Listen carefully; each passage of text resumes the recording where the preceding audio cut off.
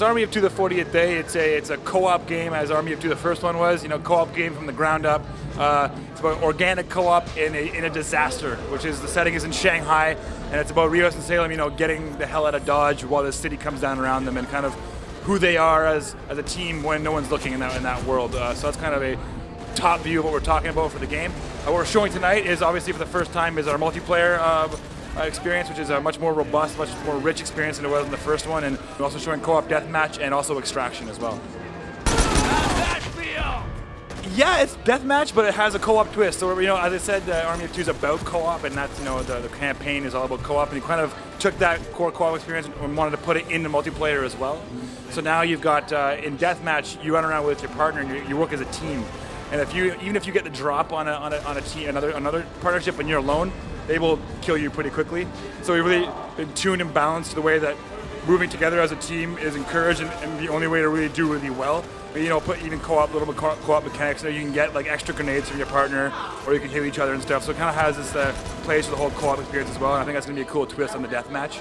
As I said, the other one, Extraction, is this kind of Left 4 Dead mashed together with Horde mode kind of thing, which is pretty sweet. And it's like, it's a 4 players at a time, and you kind of sit there and you have to fight off waves of enemy as you're making your way to an extraction point.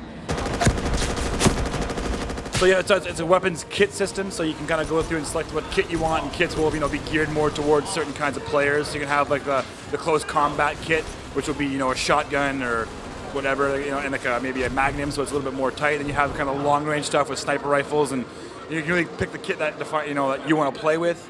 And then when you take the player out, you can take his weapon on the ground that he was using. So you can still kind of use those as you see them in the world. So it's pretty cool. Hey! On the leaderboards, you can be compared as a team, right? So I think that's kind of fun to, not just by yourself, but me and my buddy. Oh, yeah, as I said, you can get like grenades from your partners. You can heal your partner.